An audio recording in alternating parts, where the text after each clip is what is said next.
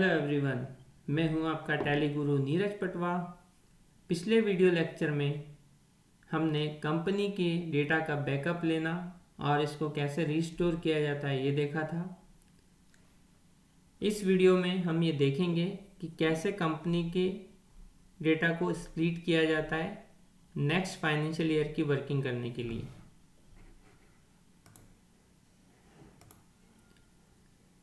जब हमारी 1 ईयर की वर्किंग कंप्लीट हो जाती है, पूरा फाइनलाइजेशन हो जाता है, तब हमें अपने डेटा को नेक्स्ट ईयर के लिए ट्रांसफ़र करना होता है। डेटा को नेक्स्ट ईयर के लिए ट्रांसफ़र करने के लिए आपके पास दो ऑप्शन होते हैं। एक तो आप चाहते हैं कि आपकी कंपनी यही बनी रहे और इसी कंपनी में आगे वर्किंग हो, तो जो आपको करंट पीरियड है यहाँ पर गेटवे ऑफ टैली पाथ पर, अभी हमारा फाइनेंशियल ईयर शो हो रहा है 1 अप्रैल 20 टू 31 मार्च 21। नेक्स्ट ईयर की वर्किंग करने के लिए यहाँ पे आपको पीरियड चेंज करना पड़ेगा। अल्टर F2 प्रेस करके आप पीरियड चेंज करके नेक्स्ट ईयर की वर्किंग के लिए आगे बढ़ सकते हैं। जब आप अल्टर F2 प्रेस करेंगे तो वहाँ पे वो आपसे पीरियड पूछेगा। आप पीरियड दे सकते हैं 1 अप्रैल 21 टू 31 मार्च 22, तो आपकी कंपनी में नेक्स्ट ईयर के लिए आप वर्क कर सकते हैं।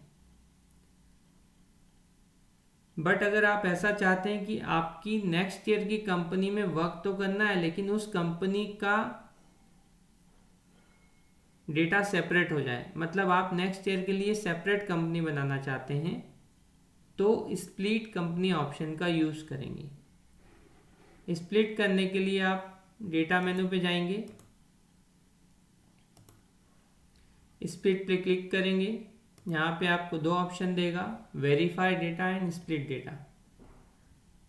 आप अपने डेटा को वेरीफाई करना चाहते हैं स्प्लिट करने से पहले, तो आप वेरीफाई डेटा पे क्लिक करेंगे। आपकी कंपनी चूज करेंगे, श्री कृष्ण एंटरप्राइजेस, एक्सेप्ट करेंगे। वेरीफाई करने के बाद वो आपको मैसेज देगा नो एरर फाउंड। अब हम अपने डेटा को स्प्लिट करेंगे। स्प्लिट करने के लिए अगेन स्प्लिट पे क्लिक करेंगे।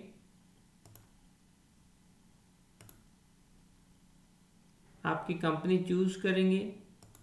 अब ये यहाँ पर पूछ रहा है कहाँ से स्प्लिट करना है। जैसे हमने एक कंपनी का लास्ट ईयर का हमारा पीरियड था 1 अप्रैल 20 से 31 मार्च 21, तो हमारी नेक्स्ट ईयर के लिए वर्किंग करने के लिए हमें उस कंपनी को 1 अप्रैल 21 से स्प्लिट करना पड़ेगा। इससे होगा ये कि जो आपका पहले का डाटा है वो एक सेपरेट कंपनी में रह जाएगा, और जो पिछले साल के क्लोजिंग बैलेंस है वो नेक्स्ट ईयर के ओपनिंग बैलेंस इस नई कंपनी में क्रिएट हो जाएंगे, ऑटोमेटिकली ट्रांसफ़र हो जाएंगे। तो जहाँ से भी आप स्प्लिट करना चाहते हैं, हमें इस फाइनेंशियल ईयर से स्प्लिट करना है, तो हमने यहाँ पे दिया 1 अप्रैल 21। जैसे ही आप एंटर प्रेस करेंगे, एक्सेप्ट करेगा, पूछेगा कंटिन्यू करना चाहते हैं आप स्प्लिट को, यस प्रेस करेंगे आप या एंटर प्रेस करेंगे,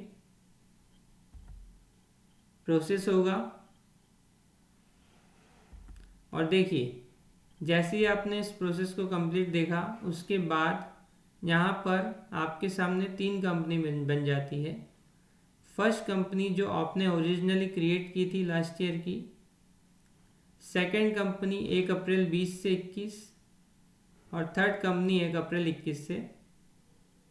तो जो आपने 1 अप्रैल 21 पीरियड दिया था वहाँ से वो कंपनी सेपरेट हो जाती है। इस तरह से ये सारी कंपनीज आपको शो करेगा। अब अगर आपको इस कंपनी को देखना है कि क्या डेटा रहा इसमें, तो आप कंपनी को चूज़ करेंगे। सपोज़ हमने अपनी ओरिजिनल कंपनी जो पहले बनी हुई थी वो चूज़ की, तो यहाँ पर श्री कृष्ण एंटरप्राइजेस आ गई। डे बुक में जाके देखते हैं हम, तो हमें लास्ट ईयर की वर्किंग दिखेगी। 1 अप्रैल से 20 से 31 मार्च 21 की, क्योंकि ये पहले का वक्त था, ये सेपरेट हो गया। इसी प्रकार अगर हम दूसरी कंपनी लेते हैं, सपोज हमने श्री कृष्ण एंटरप्राइजेस 1 अप्रैल जहाँ से स्प्लिट की थी वो ली। उसके बाद अगर हम डिस्प्ले मोर रिपोर्ट्स में जाते हैं और अगर हम डे बुक पे देखेंगे और हमारा पीरियड देंगे 1 अप्रैल 21 से 22, तो यहाँ पर जो हमने 21-22 की एंट्री करी थी टैली में फाइनेंशियल ईयर चेंज करके, वही शो होगी। इट मीन्स 1 अप्रैल 20 से 21 की एक सेपरेट कंपनी क्रिएट हो गई और 1 अप्रैल 21 से 22 तक की दूसरी कंपनी क्रिएट हो गई। इस तरह से आप कंपनी को सेपरेट कर सकते हैं।